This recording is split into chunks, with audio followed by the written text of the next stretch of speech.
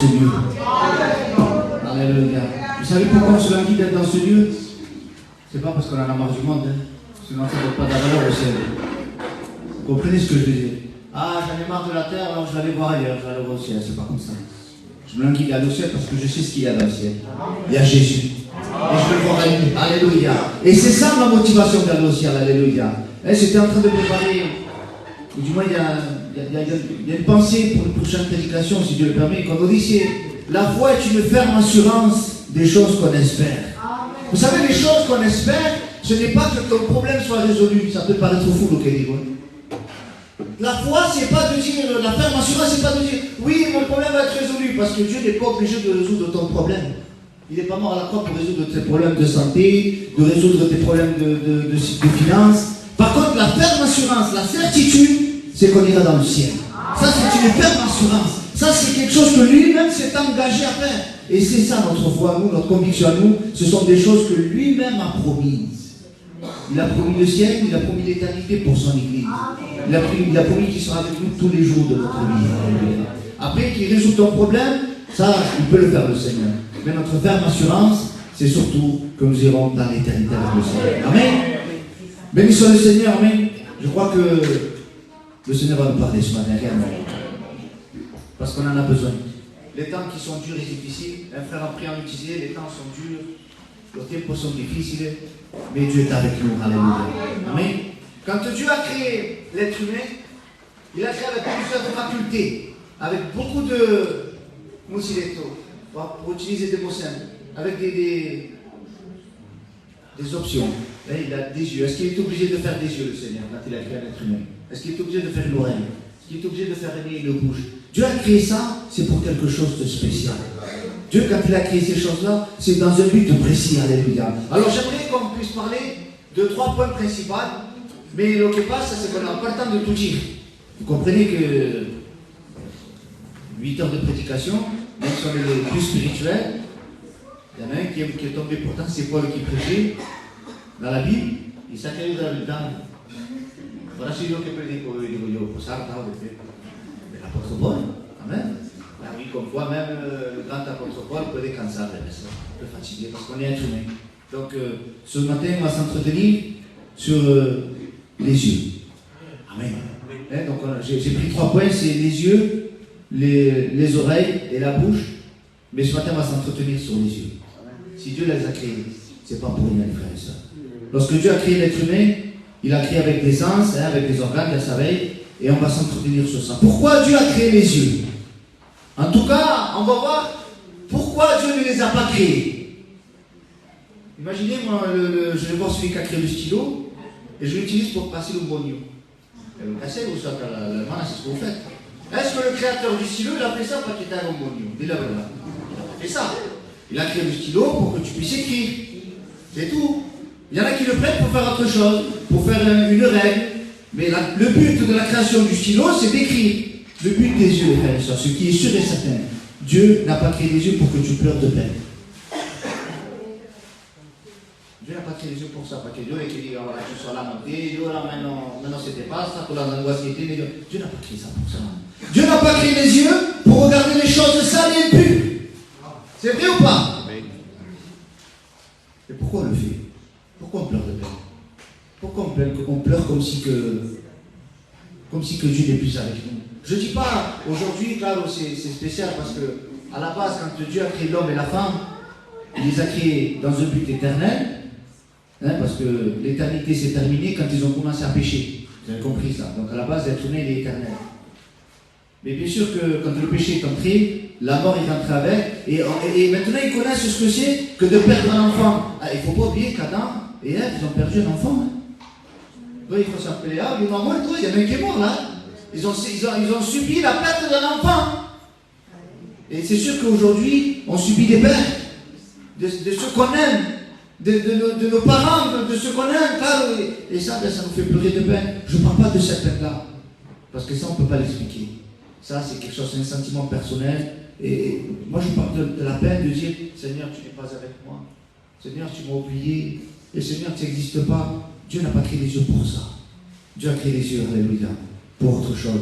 Il n'a pas regardé aussi, je disais, pour regarder les choses sales et pures. Même chez nous, les chrétiens et les chrétiennes, hein, je parle pour moi, hein, toujours je parle pour moi. Les TikTok, pourtant aujourd'hui il y en a plein, hein, les TikTok, les Facebook, les Instagram, les ci, les là. Ce problème nous regarde. Qu'est-ce qu'on regarde? C'est quoi les contenus qu'on regarde? À la télé, pour ceux qui n'ont pas TikTok, pour la télé c'est trop moderne.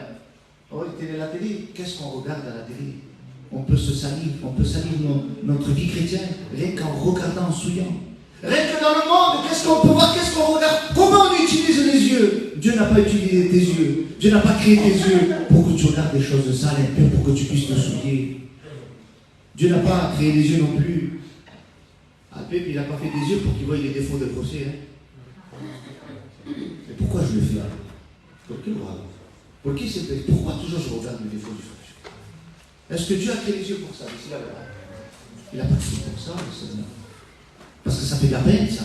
Quand tu dis le défaut aux autres, surtout que l'Occitanie, on n'a pas de tact, on dit les choses comme elles nous viennent. Et par contre, quand la personne nous dit l'inverse, elle nous dit la même chose, ouais, tu non, c'est le moment où on se dit. Apprenons les frères à regarder les bonnes choses. À ne pas regarder le défaut, mais à regarder la qualité du frère. À ne pas regarder le défaut de la soeur, mais à regarder la qualité de la soeur. Parce que si tu commences à énumérer tous les défauts, tu fais une liste. Voilà, notamment dans la malène, tenez ses défauts, tenez ses défauts, tenez ses défauts. Pour claro, tenez muchos défauts, el PP, pour tenir 10 feuilles de défauts, 20 feuilles. Mais si tu marquerais les qualités plutôt de la soeur, du frère, on les verrait autrement. La Bible dit tu dois avoir ton frère au-dessus de toi. C'est comme ça que la Bible dit. Amen.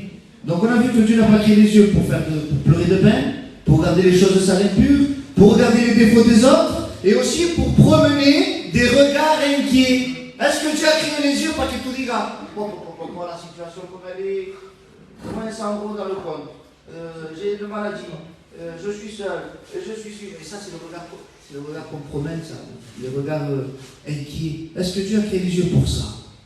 Dieu n'a pas créé les yeux pour ça. Alors on va voir petit à petit, qu'est-ce qu'a dit la Bible à ce sujet. La première chose qu'on va prendre, c'est dans Matthieu chapitre 6 au verset 22. Il dit c'est l'œil, donc c'est les yeux, hein, là il parle que d'un seul œil, mais l'œil est la lampe du corps. Si l'œil est en bon état, tout ton corps sera éclairé. Quand l'homme l'a éclairé, c'est quelque chose de bien ou de pas bien? Quelque chose de bien, non? Si on est dans les ténèbres, c'est quelque chose de mauvais, de pas bon. Mais si l'œil il éclaire le corps, ça veut dire que c'est positif, c'est quelque chose de bien. Pourquoi c'est positif? Parce que grâce justement à ces yeux-là, il évitera que mon corps, il passe par des obstacles, par des dangers. Parce que comme j'ai des yeux et je traverse la route, ben je regarde à droite et à gauche. Et si je n'ai pas de yeux que je traverse, mon vélo, il m'écrase. Donc les yeux, c'est important. Il évite que le corps passe des obstacles, des dangers, les problèmes. Mais il existe, comment dit l'état par là-bas? Il existe un parallèle, une différence, un parallèle, il avait quoi par là-bas et ça, il existe un parallèle entre le spirituel et le charnel, entre ce que Dieu a créé et le spirituel. Vous allez comprendre pourquoi. Parce que si Dieu a créé les yeux pour que ton corps soit éclairé, pour que tu ne puisses pas passer par des dangers, s'il y a un trou, c'est grâce à tes yeux que tu as vu qu'il y avait le trou. Mais vous allez voir aussi que dans Éphésiens chapitre 1 verset 18, il y a des yeux spirituels. Et qu'il illumine les yeux de votre cœur. Ça veut dire que ton corps a des yeux, il n'y a pas de problème. Ça, tu fais attention où tu vas, qu'est-ce que tu fais. Mais ton cœur a des yeux, et ça, ce sont des yeux spirituels. Vous comprenez ça, les frères et sœurs? Ce verset ne parle pas des yeux physiques, mais des yeux spirituels. Alléluia.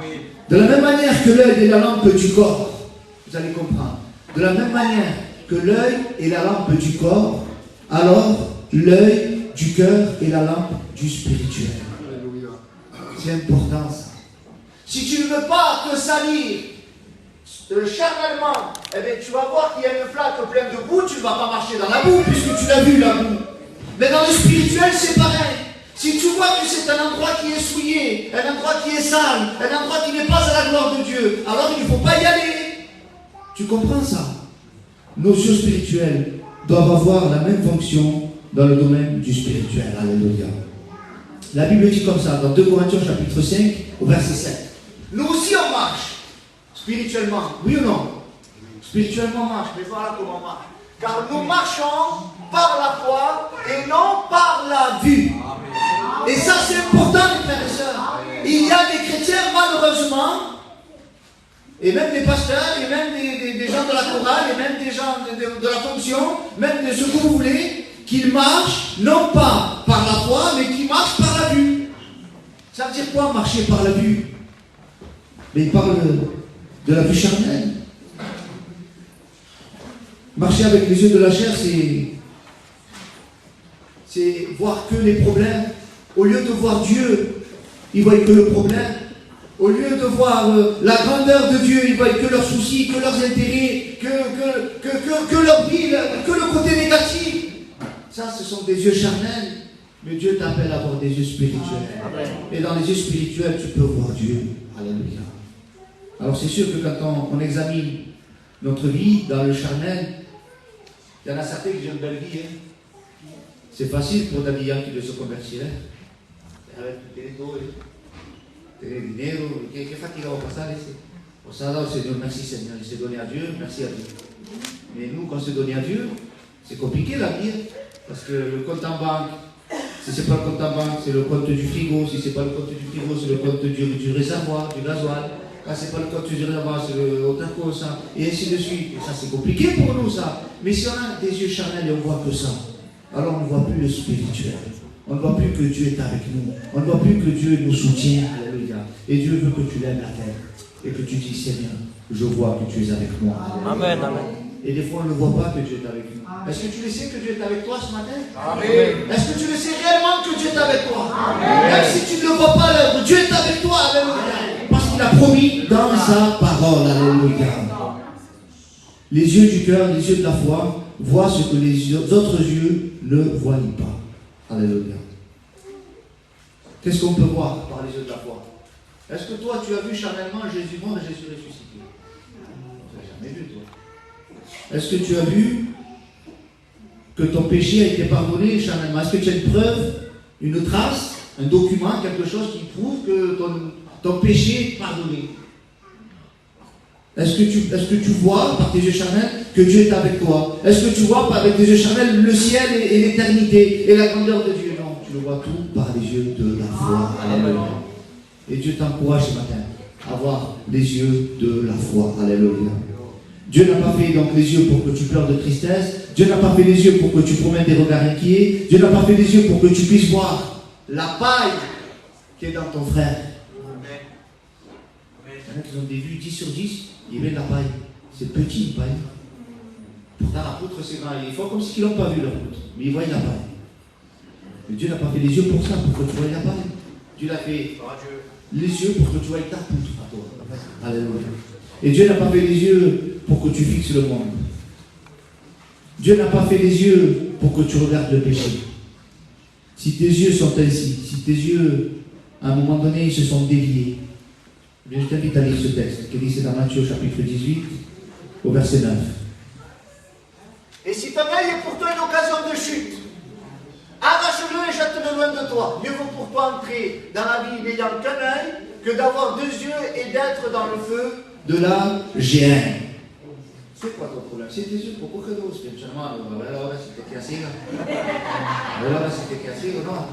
Allora si che mi colpa lego, non, pas ça. Mais spirituellement, si c'est ça qui t'empêche de marcher dans les voies de Dieu, fais un geste par la foi, un geste spirituellement. Ce regard-là, je le jette. Je préfère entrer avec un œil, mais entier dans le royaume de Dieu. Parce que ce regard que tu as là, il n'est pas bon. Il faut que tu le changes. Attaquer le camp. Alléluia. Et fais cette prière à Dieu.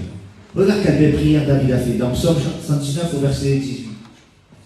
Ouvre mes yeux pour que je contemple les merveilles de ta loi. Alléluia. Voilà un des points centraux de pourquoi Dieu a fait les yeux. Seigneur, premièrement, ouvre-les, parce qu'ils ont tendance à se fermer. Ils ont tendance à se fermer. Mais Seigneur, ouvre mes yeux. Pourquoi faire? Pourquoi tu veux les yeux ouverts? Pour que tu regardes le péché? Pour que tu regardes la télé? Pour que tu regardes le thé? Non. Pour que je puisse voir la loi, pour que je puisse lire la parole de Dieu. Est-ce que tu l'as lu, la parole de Dieu? Parce que la parole de Dieu, on la lit avec les yeux. Hein? On l'écoute avec l'ouïe aussi. Amen. Que Dieu puisse nous ouvrir les yeux pour contempler la parole de Dieu. Alors voilà quelques versets de comment on doit utiliser nos yeux. Amen. Dans Michée au chapitre 7, au verset 7, il dit c'est pour moi, pas pour toi. Après, toi, tu fais ce que tu veux. D'accord? Moi, je force personne. Mais en tout cas, pour moi, hein, c'est ce qu'il dit Michée. Pour moi, je regarderai vers l'Éternel et je mettrai mon espérance dans le Dieu de mon salut. Et mon Dieu m'exaucera. Et ce verset, tu dois te l'appliquer pour toi. Voilà, pour moi, je regarderai vers l'Éternel. Toi, tu fais ce que tu veux. Si tu ne veux pas regarder vers l'Éternel, ok. Tu es libre. Le Seigneur ne va pas te forcer. Est-ce que ton mari ou ta femme te force à regarder un programme que tu n'aimes pas à la télé? Il ne te force pas. Là, tu es encore moins. Il n'est pas là pour te forcer. Dieu n'est pas là pour imposer. Dieu est là pour nous laisser libres. Alléluia.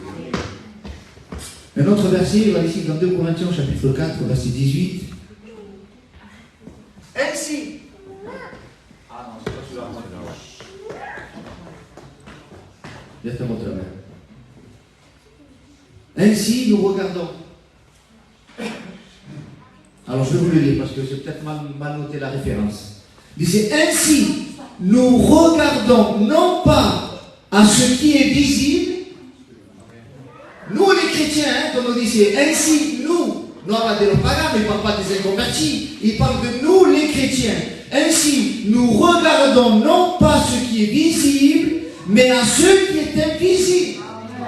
Le chrétien doit voir ce qui est invisible. Mais pour voir ce qui est invisible, il faut qu'il ait des yeux spirituels. Parce que si tes yeux spirituels sont fermés, tu ne peux pas voir l'invisible. Alors oui, c'est le verset. Ainsi, nous regardons non pas ce qui est visible, mais à ce qui est invisible. Car, le mot car, c'est pourquoi, la raison, le motif, le but. Parce que les réalités visibles, elles sont comment? Les réalités visibles. Ce téléphone, vous le voyez? Est-ce qu'il va durer toute l'éternité? Un jour ou l'autre, ça va romper, il ne va plus marcher. Il va même plus loin que ça. Au bout de des millions d'années, il va se désagréger. Parce que c'est ce que disent les scientifiques. Vous prenez un plastique, à un moment donné, il n'existe plus. C'est assez pauvre, ça devient du néant. Et la Bible dit, car parce que les réalités visibles sont passagères. Eh oui, tout est passager ici-bas sur terre. La gloire que tu as, le dinero que tiene, la belle voiture que tu as, la belle maison que tu as, c'est passager. Et maintenant, je prends l'inverse. Ton problème que tu as, ta vilaine maison que tu as, tes vilains meubles que tu as, c'est passager. Tout est passager. Donc, rien n'est éternel ici-bas sur la terre. Et les invisibles, elles sont éternelles. Alléluia. Et les invisibles, elles sont où? Sur la terre? Elles sont dans le ciel. Amen. Et celles-ci, elles ne changent pas. Excusez-moi pour les mots, elles ne pourrissent pas. Elles n'ont pas de date de limite de consommation. Les choses qui sont dans le ciel, ça restera tel que c'est. Alléluia. Celui qui change, c'est nous. Et on peut le voir, ça. Tous les jours, on le voit, ça. Un enfant qui vient de naître, vous revenez dans 20 ans, il a grandi, il a changé. Donc, ouais, comme bien, ouais.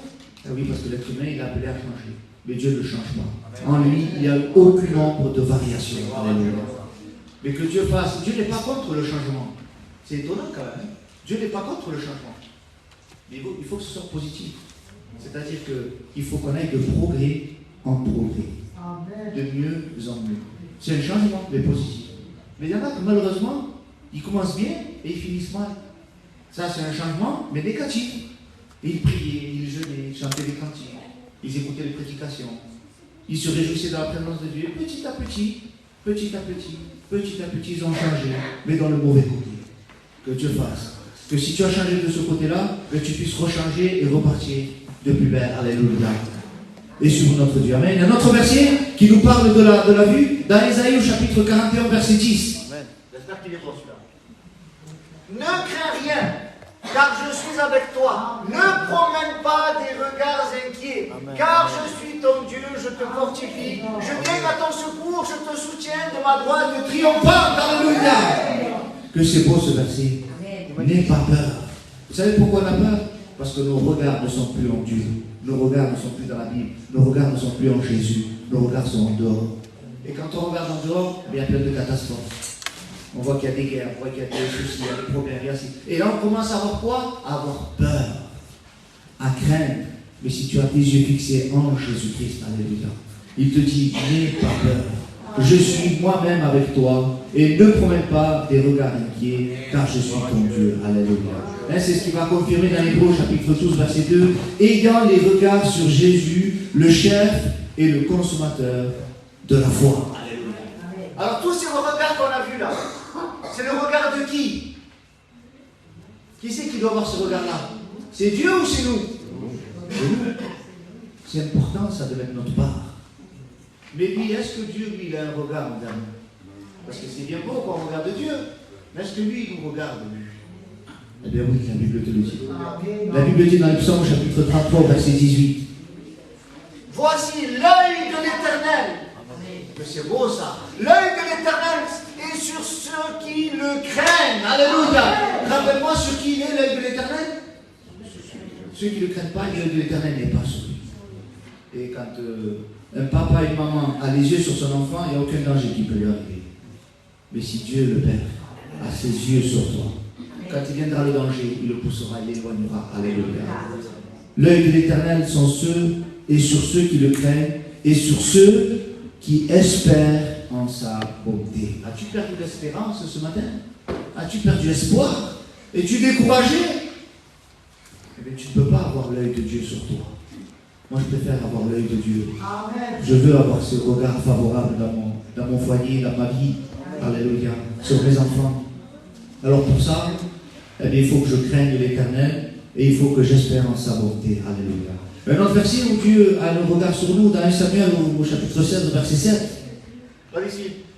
Et l'Éternel dit à Samuel, ne prends point garde à son apparence et à la hauteur de sa taille, car je l'ai rejeté. L'Éternel ne considère pas ce que l'homme considère. L'homme regarde ce qui frappe les yeux, mais l'Éternel regarde au cœur. Alléluia. Amen. Quelle différence il y a entre le regard de l'homme et le regard de Dieu? Imaginez Samuel, la grande taille, c'est ce qu'il dit. Hein? Ne prends point garde à son apparence. C'est lequel homme gentleman, et quel est la le premier enfant? C'est lequel homme beau gosse aussi, c'est une prestance, il a du charisme. Mais il prend garde à son apparence. Je vois bien roi, mais l'apparence. Il faut se méfier des apparences. C'est pas parce qu'il met un costume, c'est pas parce qu'il met une cravate, que c'est le pasteur, que c'est le prophète, que c'est ceci. C'est pas parce qu'il met la Bible comme ça que c'est le meilleur des chrétiens. C'est pas parce qu'il, excusez-moi, c'est pas parce qu'on met le foulard, c'est la meilleure des chrétiens. Non, non, non. C'est pire encore parce que les gens comme ça, c'est l'impression que dans le plateau qui ne casse pas une seule vaisselle, mais quand elle parle, c'est violent, hein. Taper là, tu t'attends pas. Il ne faut pas être comme ça. Et là, Samuel lui regardait l'apparence d'Eliab. Et Dieu lui dit non, ne regarde pas l'apparence. Et Dieu lui dit, et ne regarde pas la hauteur de sa taille. Et la grande. Et vous le savez ça. Qui c'était le premier roi d'Israël? Saül. Et qu'est-ce qu'il avait de spécial, Saül, par rapport aux autres? Il dépassait qui? D'une tête, de la taille. Alors pour lui, Samuel, il s'est dit, moi je ne vais pas me casser la tête. Il est charismatique, quand il parle bien l'espagnol, il parle bien l'anglais, il parle bien le chinois, il s'exprime plutôt bien français. Il est plutôt charismatique. En plus, il est grand comme l'autre, là, Saül. Sauf que c'est pas ça. Dieu ne travaille pas comme ça. C'est pas ça que Dieu regarde au cœur. Amen. Oui, Dieu se servit tout le temps de la force pour Moïse. C'est pas crédible quand même. Comment Dieu va se servir d'un homme qui est compliqué à parler alors qu'il... Imaginez un peu la tâche qu'il devait faire, Moïse, sortir un peuple, et pas se présenter devant un berger, il ne devait pas se présenter devant quelqu'un qui fait la poterie, il devait se présenter devant le pharaon quand même. C'est comme si aujourd'hui, je dois me présenter devant Emmanuel Macron. Allez, Emmanuel Macron, il est trop petit, parce qu'à l'époque, l'Égypte, c'était la plus grande de ses armées. C'est comme si moi, regardez l'américain, Joe Biden. Imaginez un peu. Moi, allez voir Joe Biden. Dieu se sert des choses folles, des insignifiants, des illettrés. Dieu se sert des illettrés. On l'a vu ça en l'œuvre. Au commencement, est-ce que tout le monde savait lire et écrire les premiers serviteurs de Dieu? Je crois qu'ils savaient tous lire. La majorité ne savait pas. Est-ce que Dieu a fait une œuvre avec eux? Plus que ce que nous, maintenant, on sait lire et écrire, on lit les grecs, on lit l'hébreu, le latin, on lit tout. Le cours, on lit tout. Et qui ouvre la scène? Ici, là, à quelle heure on fait? Je parle des jeunes serviteurs de Dieu, qui ouvre la scène? Ben, on marche sur les traces de nos anciens. On marche sur les traces de ceux qu'on dit, ah oui, mais tu vois, nous savons, non, mais on est tout à l'heure, parce que Dieu se sert, il aime les personnes comme ça. Vous savez pourquoi Dieu aime les personnes comme ça? Parce que le cœur est entier. Amen. Et que savez mucho, le cœur il n'est pas entier, il est à moitié ou à trois quarts. Parce que savez mucho. Parce que nous savons compte. Dieu nous le goûte, nous savons compte. Dieu aime les cœurs simples, les cœurs humbles. Moi je veux avoir ce cœur. Je veux avoir ce cœur. Et je me forcerai à avoir ce cœur. Et bien des fois, je peux paraître peut-être orgueilleux, peut-être je peux paraître comme je veux. Mais le plus important, c'est que je me force. Je veux, Seigneur, être comme toi tu veux, Seigneur. Et Dieu lui dit à Samuel, non, ne prends pas garde à ça. Parce que pourquoi ne prends pas garde? Non, la dit chose couteau. Non, ne prends pas garde parce que. Non, la dit chose, je l'ai rejeté. C'est beau ça. C'est Dieu qui le rejette. Il fallait pour ici dire non, t'inquiète, non, Samuel, c'est pas dit non, je l'ai rejeté. Parce que Samuel comprenne qu'il a rejeté Saül et maintenant il a rejeté par Israël, il ne le veut pas. Dieu, il a des choix spéciaux. Alléluia. Dieu se sert des choses folles pour confondre les sages. Alléluia. Et il va dire, l'homme regarde à ce qui frappe les yeux, mais l'Éternel, alléluia. Que Dieu fasse que ce soit le scanner de l'œil de Dieu puisse regarder ton cœur. Que l'IRM du regard de Dieu puisse regarder ton cœur. Et qu'il puisse trouver. Ah, c'est sûr, il ne trouvera pas de très belles choses. Moi, s'il fouille mon cœur, il n'aura pas fait de belles choses. Et un cajón donde metemos todo dentro. Et il y a tout des fois, il y a des bonnes choses, il y a des mauvaises choses. Que Dieu fasse, qu'il puisse voir dedans et qu'il y ait des bonnes choses. Dans tout ce cafouillage qu'il y a dans mon cœur, mais qu'il puisse voir qu'il y a quand même une vie de prière, une vie de lecture, une vie de consécration. Amen, c'est important ça. On continue les frères et sœurs. Il y a une chose que Jésus n'a pas regardée. Vous savez laquelle c'est? Philippiens 2,6. Lequel, existant en forme de Dieu, n'a point regardé comme une proie à arracher d'être égal avec Dieu. Peut-être que ce verset-là, on a du mal à le comprendre parce qu'il est écrit d'une certaine façon. Je vais essayer de te l'apporter d'une autre manière. Existant en forme de Dieu, il n'a point regardé son égalité avec Dieu comme une proie arrachée. Vous allez comprendre maintenant. Jésus n'a pas regardé qu'il était divin, pourtant il porte son regard sur toi. Vous allez comprendre. S'il y a un lion et une gazelle, est-ce que la gazelle elle a envie de se faire manger par le lion? Elle n'a pas envie, elle est en train de boire de l'eau ou en train de manger de l'herbe. Alors elle vient le lion et se la pomme, qu'elle a. Jésus, c'est pas. Il était Dieu, il a dû se faire malgré lui parce qu'il ne pouvait pas. Il ne pouvait pas. Non, c'est lui qui a décidé. C'est comme si la gazelle, elle dit allez vas-y mange-moi. Voilà, c'est comme si, c'est ça en fait. Jésus n'a pas regardé d'être égal avec Dieu. Il s'est humilié. Amen. Mais pourquoi il fait ça Jésus? Parce que la Bible dit dans Philippiens 2, 7, 8. Il va dire. Mais il s'est dépouillé lui-même en prenant une forme de serviteur, en devenant semblable aux hommes, et ayant paru comme un simple homme, il s'est humilié lui-même, se rendant obéissant jusqu'à la mort, et même jusqu'à la mort de la croix. Alléluia. Parce que le but de Jésus, c'était de mourir à la croix. Et de ressusciter, bien sûr, mais pour qu'il puisse mourir, il fallait une condition humaine. Et pour qu'il puisse la condition humaine, il fallait qu'il, lui, le veuille. Et lui n'a pas regardé ses intérêts. Et la Bible nous dit, ayez les sentiments qui étaient en Jésus-Christ, lequel existant en forme de Dieu. Ça veut dire qu'on ne doit pas regarder nos intérêts.